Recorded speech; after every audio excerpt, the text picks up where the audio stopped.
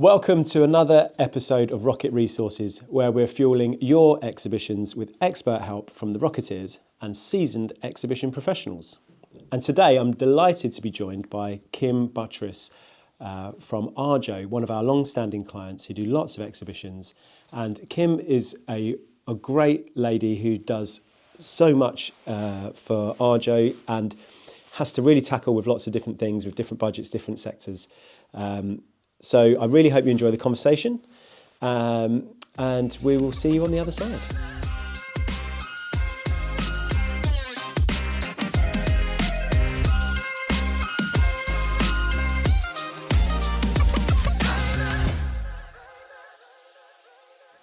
Today we're joined by Kim Buttress from Arjo, one of our long-standing clients. So thank you, Kim, for coming in today and sharing your infinite wisdom about exhibitions and events. Well, thank you for inviting me. So I guess let's start with just tell us about who you are, what you do, what the business does. Sure. So I work for Arjo. I've been there for 18 years and we produce or manufacture medical equipment to the NHS. Things like beds, mattresses, also hoists and bathing and things like that. So we manufacture all that equipment predominantly in Poznan. Okay. We do have some local manufacturing as well. So In the UK. In the UK, yes. Okay, cool. Is it a UK business? It's a Swedish company. Swedish company. Yes. Okay, so operate worldwide. Absolutely, Yeah. yes. So I couldn't tell you. I think at most we've got over 5,000 employees worldwide. Okay. So yeah, it's a big business. Big business. Yeah, very big. Wow. Okay. So, talk to us about the events that you do. What type of events are they? So the events that we attend are aimed at people in the care sector. So that could be acute care or long-term care. So the majority of our shows that we attend, we see delegates from the long-term care sector. So they could be anywhere from people that work in care homes to the end user who has somebody at home with mobility issues that wants a piece of equipment to help them navigate their home. Yeah. Okay. So you do quite a few shows throughout the year. We do. In total, I think we have roundabout exhibitions that you guys deliver for us. There's about 15, give or take. Yeah. So, and that does change which ones that we do, but they're normally quite big. So we'll have stands as small as 3x3 going up to, say, an 8x4 for some of the bigger shows that are held at somewhere like the NEC. Yeah. So that's like care show, OT shows, yeah, places like that. Yeah. Okay. Cool. So when you're choosing what shows to do, what are you looking for in terms of how do you know which ones without the historical knowing what it's like and Sure. how do you pick shows? So we'll have a look at historical data of the type of delegates that come through the doors over the years. If we have attended those shows, we'll look at the leads that have been taken over previous years, see what the interest was. And also price can also be a factor because, as you well know, going into places like Excel, NEC, it's very expensive. So it's how we can get the best bang for our buck, basically, because it can be very costly. Yeah, interesting. So do you see a big variance between events on the cost for the space? Absolutely. So what would be the most expensive on a So square metre basis? something like, I mean, it's jumped up a huge amount now. So I feel like we're paying something like £465 a square metre. Right, okay, for the most expensive. For the most expensive one, for NEC or the Excel. Okay, and then down to what sort of? For a shell scheme, gosh, that can be something like 275. I think we've just recently paid for one. Right, okay. For a 3x3. Okay. So it's quite a difference, isn't it? It's massive. Depending on what you do. Yeah, and that's it. And then obviously that then has an impact on what we spend with you guys from a build perspective. Yeah. So, one of the conversations I've been having with the team this morning is how we make the most of that, because obviously space is getting more expensive. Builds are getting more expensive. What can we do to work together to help us still get best bang for our buck? Absolutely, yeah. And it's important to have those conversations because there'll be things that you'll be thinking of that we're not aware of and vice versa. So, coming in and having that conversation with the team, I hope is going to be really Absolutely. The guys have given me some food for thought, and we know we've got a plan on how we can move forward with that. So, great. that's a good start. That's good. Well, I mean, that's I suppose that leads on to communication with stakeholders, right? So you work with us, which is great, and lots of companies work with lots of other stand builders, and building that relationship and having a good communication channel? You know, talk to us about that. What does good look like for that for you? It's just being accessible, really. So I feel like I work with Katie quite well for many years now, and we've got a really good relationship where it could just be a text that's saying, "Oh, Kim, have you know that deadline's coming up?" Or you know, anything that I may have missed or not come back to her as quickly as maybe your deadline suggests. So we've got that relationship where I don't mind having the pressure applied as if I've not followed through on something, for example, and likewise if I need something from them like yesterday, and I appreciate your priority is not necessarily my priority, so it's kind of, I think we manage each other's expectations really well. So I think having a good working relationship and keeping those communication channels open is a must. Yeah, absolutely. Yeah, I mean, it's certainly something that for us is sometimes difficult as a small team. And when we have busy periods and we've got lots of projects on, trying to give everyone the attention they deserve is sometimes tricky. Absolutely, yeah. So yeah, but we're aware of that, and we're always trying to think of, okay, how can we do this better? And I think days like today, coming in and spending time just to really, It's been worthwhile. Yeah, it'd be worthwhile. Exactly. Yeah, it's good efficient use of space. So when you're doing your events, obviously for us, the biggest thing, well, we always talk to, especially new exhibitors, is about what are your objectives and understanding the reasons why you're going to a specific show, because it's so important, just even if they're really basic objectives, that you have a goal that is then measured. Yeah. So what would be typical objectives for you for the shows that you do? So predominantly brand awareness, really, making sure that our brand is out there. You know, if we see a show that we want to go to and we know our competitors are going to, we realise we've got to up our game because they're going to be doing the same thing. So we like to be ahead of the curve, so to speak. That's an interesting one then. So would that be a driver for you in attending certain shows? Not necessarily. So we would look at the type of delegates. So again, we'd go back of who's attended previously. We'd look back on our Salesforce system to see what leads were taken the last time we attended that show, if it was something that we've already attended, and see if it was worth us going back and dipping our toe back into those waters. But for a new event, would that be a deciding factor for you? Or a contributing factor at least? 100%, yeah, definitely. And we would also speak to our customers. So also we have an extensive sales team out in the field. And if they're talking to their customers and they say, oh, you're going to such and such event, it may be something that we're not aware of. So then that comes back to me, and then I can investigate it, have a look at the cost, the type of people that would attend, and work out whether it would be suitable for us to invest in attending. I guess it could be easy. There's so many events around. It could be, you could just spend your whole life inundated. Yeah, absolutely. There's a lot, and you do have to be picky because ultimately we're there to get return on investment. Absolutely. And it is hard to navigate that sometimes, because you'll look back at the leads that are taken and you'll see that there may have been a sale somewhere down the line, but it's not necessarily linked to that event because someone doesn't come to our exhibition stand and just say, I want to buy that, here's my money. It can take months in the making because it's not cheap bits of kit that we sell. No, absolutely. No, we know that. So okay, so let's just go back to the measuring. So when you're, apart from brand awareness, what else would be goals for you at shows? So we've got the awareness, we've got the delegates, and it's connecting with the delegates, and maybe making them aware that they need something that they didn't know they needed.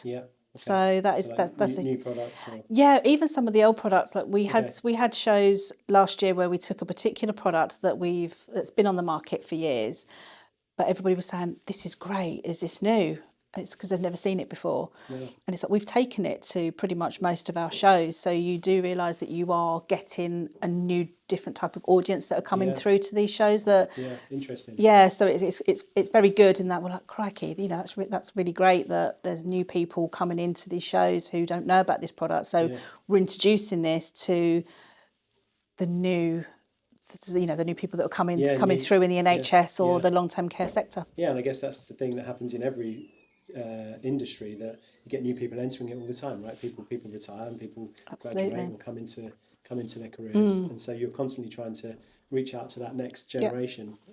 That's an interesting point, because there's a lot of ways that, you know, social media is obviously a massive thing, and that we think about it and think of where are our future customers hanging out now? How do we reach them now with a point of getting them to know who we are? Yep. You know, is it TikTok? Is it Instagram Reels? Is it the fun stuff that we can try and connect with younger people who might not necessarily be in events yet, or in marketing, who want to get into marketing and will use events as a channel, and for us to kind of educate people on the power of events over just digital platforms, which Absolutely. a lot of people do know. Yeah. I mean, do you in your role, do you get involved in the digital side as well as the live? Yeah, so what we'll aim to do is good couple of months before the show, we will do we are attending. We'll do a link to the show, so if they want to register, they can register to attend. We get them to come and see us. If we're doing something different on the stand, we'll make sure that we promote that on social media, and then the day of the show we will do another post that will go out saying we're at this show, come and see us. Middle of the show, I'll do another picture and a post that will go to the team, who will post it about this is a great day we've had. There's still one more day to go. So it does help, and there is a lot of engagement that comes out of posting about the events that we attend. Good. And then post-event as well. Obviously, we'll always do something if you've missed us. You can still contact us if you want some more information. So, and then we'll do like a link to our landing page on our website. So how do you know if the event's been worthwhile for you? It's a tricky one, because when we go back to return on investment again, everything's measured on Salesforce.com, and it's not always clear that it's been a good show. But talking to time, right? absolutely, talking to the people that are there, and the connections that they've made may not have been captured on Salesforce. So there was an incident last year where we took very few leads at an event, but just one of those leads was they're building 10 new care homes in the southwest. You know, for example, like that, and it's like that's worth its weight in gold. Absolutely, you know, so we would not have probably got that connection or that in if we hadn't had been at that show. Yeah, so on the face of it, you might think the show is not great, because if you're just basing it on numbers of leads, actually the quality of that you got out of it. And that's not to say that we won the business, because I couldn't tell you if we have or we haven't at this point in time, but it was still making that connection. Yeah, So and the going to the event isn't going to determine whether you win it or not. Absolutely. It gives you a seat at the table. Gives you an opportunity, doesn't it? Absolutely. And that's good to hear, because sometimes, you know, and that's about when people are setting goals, about being realistic about what you need to get out of it. What's a customer value likely to be worth? How many do you actually need to turn into a customer? Absolutely.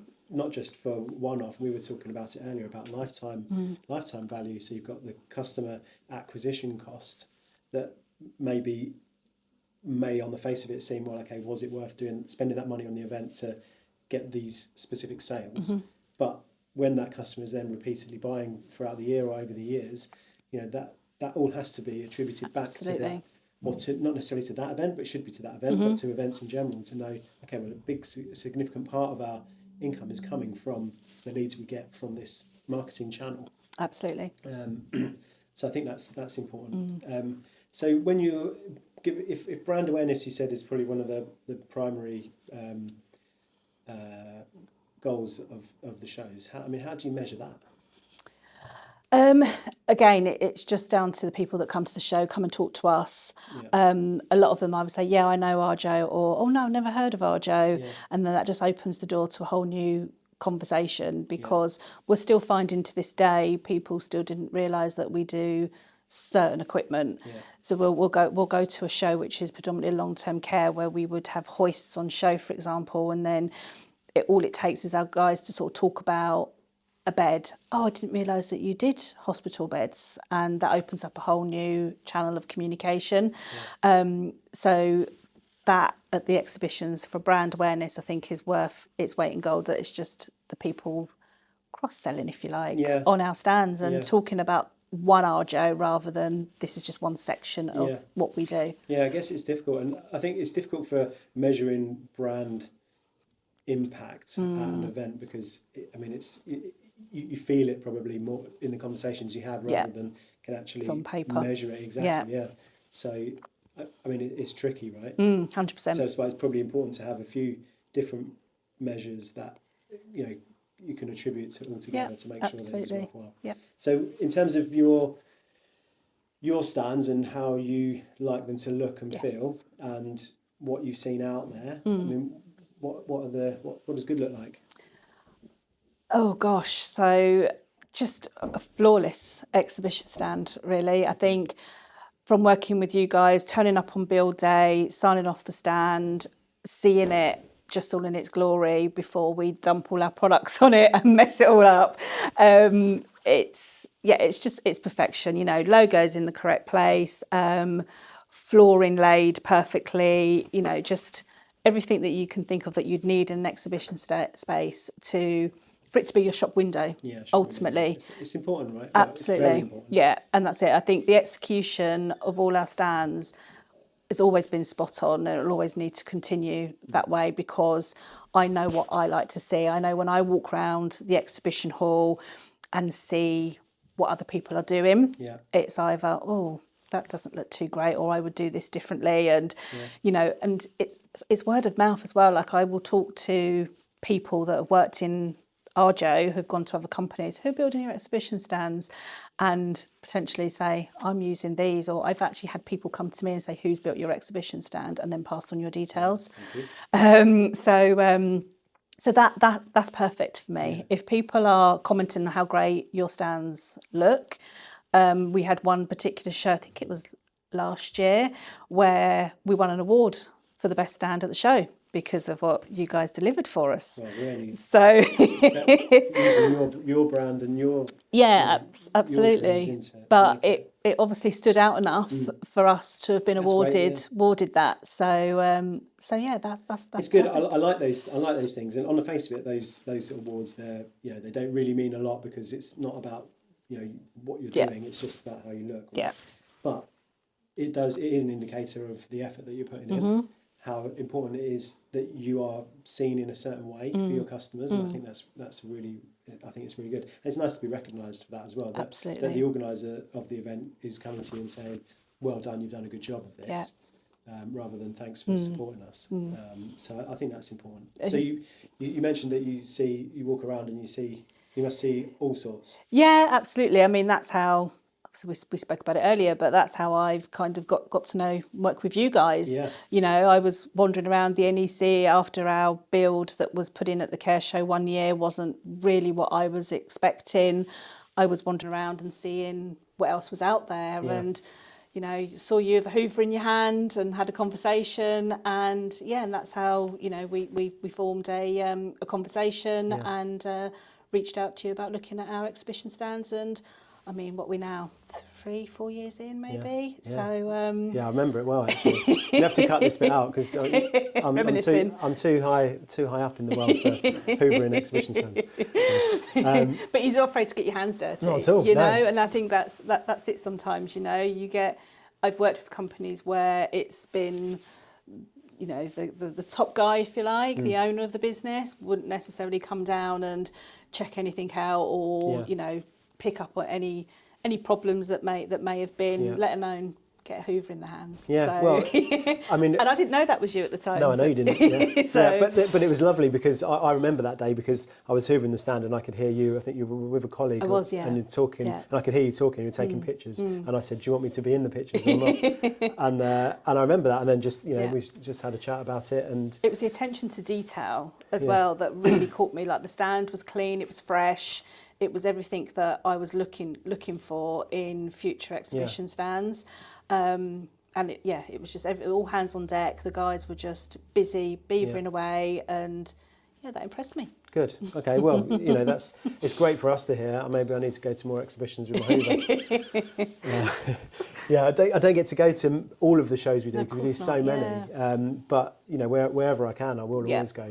It's good. It's important for me as the owner of the business to be there and to see finished products and make sure, and ultimately I want to make sure that our customers are happy and that we've done a good job for people. So and so the whole team do, but if I can demonstrate that, then hopefully everyone else follows that through too. Hands down. I'm always seeing them on their hands and knees cleaning floors, etc. So part of the job. Yeah, exactly. So when you see something that isn't flawless, what do you what do you think of that, or how do you? It can be disheartening, because you think how much money you're spending on being here and you need it to be perfect. Yeah. And I guess I'm very good at probably spotting the flaws, as silly as they could be, from a differentiation in a colour of a paint, for example, those sort of things. So it doesn't necessarily have an impact on how well we do at the show.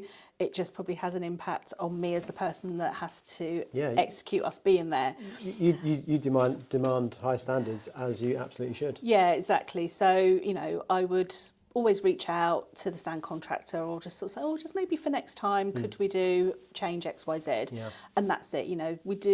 Things do happen. We do end up sometimes in a situation where things don't necessarily go to plan, but it's always fixed. If it is a huge problem, which has been very few and far between, it's fixed. Yeah. It's no problem. Yeah, I think that's sometimes with events, that's the risk for us and for anyone else, that you've got a finite amount of time. Yeah. To get something done, and stuff does happen. We've had it before where forklift trucks run something over, and it's like it's damage beyond repair. Yeah. There's no time. It's the show, the build finishes in 4 hours. Yeah. There are always, or there's always the opportunity for something to happen that will impact on take you out away from the plan. Yeah. But yeah, you're right. It's just that's like what you do. Yeah, exactly. It's reality. So we have to roll with those punches and do what we can, and we'll always do whatever we can. Yeah. And I'm sure most contractors would do Absolutely. that. As a community, everyone is so keen to make sure that our customers are happy. I mean, when you see other people's stands, when you walk around and you see things that you think, is there anything you've seen that somebody does really, really well or not well? Yeah, I mean, not looking to name and shame. No. I mean, I haven't got any names to hand, but I do get stand envy sometimes, because we don't have the sexiest of products. Yeah. So it does mean we are restricted on what we can do with a stand build. Yeah. We can't make our stand builds as sexy as some of the others that I see with like lovely media walls or etc. We need our floor space to put our product on. They're quite big. It's big bits of kit. You're talking hospital beds, you're talking hoists. So it's not the most attractive. So I wander around. I get some ideas, and maybe bounce the ideas off Katie when I come back and we're doing briefs for other shows. Yeah. And I'll either be told that it works or it doesn't work, or you're going to need to up your budget to achieve that. Those kind of conversations. Yeah, but. I do get stand envy with some things, but it's only because of what we've got to exhibit. Yeah, exactly. Yeah, but you also must look around and think, okay, we do well. We're punching above our weight. Absolutely. Yeah. You walk about you can tell even some of the big hitters are in a shell scheme and just got a roll up, for example, and it's like, you should be doing better at this event. So it always baffles me that you're paying so much money to be there, a little bit more to fit out a shell scheme. We do a shell scheme product that's really good value. Yep. I think we've done it. We've had it. Yeah. So just doing that just transforms it, makes it look so professional. Yep. And it baffles me when people don't do anything with a shell scheme. And because to me, I think when you talk about brand values and all that sort of stuff, when you see it's a negative. I think you're better off not being there. 100%. Yeah. Totally agree. Okay. So. What does the future look like then? Do you think for events? So, do you think you'll do more, less? I'd like us to do more. Okay. It's just all budget related at the end of the day, isn't it? I think everybody's like tightening the purse strings at the moment, and I'd like to make sure that the budget that I have to work with goes far. Yeah. And I feel like we do that quite well working with Rocket, because we'll look at the budgets and I will be told if I'm being realistic with the budgets that I'm setting. Yeah. And if I'm honest, I will probably say, this is what I've got to work with for this year, as long as you hit that number. Yeah. I don't mind where you put it. Yeah. And if I can continue to work that way and still do the amount of exhibitions that we need to do, then great. But we have made some changes. And it also helps with sustainability, really, with reusing parts. Yeah. We've just been to have a look at your warehouse and having a look at where all our items are stored and the stuff we get reused. Yeah. So that helps. Yeah, and I think that also that clarity that we don't always get from our clients is from you will give us the whole program of events in one go on a spreadsheet. Right, these are all the ones we're doing. Like you say, there's a pot of money to be split across all of those shows. And so we can be flexible we might think, okay, well, actually, we've got 2 jobs there, so we can reduce that one down in terms of transport elements. We can share it with another one, which means that we can do a bit more at that, for the budget on that one. And it gives us the flexibility to be able to deliver what you need. That ultimately saves you money. And I would say from all of our clients, you probably do get probably the best value out of what you do, because you've got an inventory of stuff that we've made, and we keep and reuse, and we've got that flexibility to deliver on different scales. And I think I would like to get more of that from more of our clients, more clarity about the whole year being really structured and planned. I appreciate that is your job, and a lot of our clients don't. It's events is something they have to do as on top of their job. So it's tough, but that's where the value is, and that's where you can really get the most out of us or anyone's contractors. Is that clarity and knowing what all the shows are, so you can plan around it. You'll get the best deals. That's the best value for money. Yeah, cool. Okay. So, well, thank you very much for coming in and sharing your experiences and thoughts. No, thank you. Appreciate it, and long may we continue to support you. Absolutely. I totally agree. Brilliant. Thanks, Kim. Thank you. I hope you enjoyed the episode with Kim. She definitely has so much good advice and so much experience in exhibitions and how to get the most out of your shows. So I hope you enjoyed it. Please don't forget to like and subscribe. Thanks very much to Kim for taking the time to come in and see us. Really appreciate that. You can catch the episode on YouTube, Spotify, usual channels, wherever you get your podcasts. And like I say, please don't forget to like and subscribe. And also, don't forget to take the exhibition scorecard. You can find the link below. It's a free tool to help you get the most out of your next exhibition. It takes 2 minutes and you'll get a valuable report at the end. So thanks again, and we'll see you next time.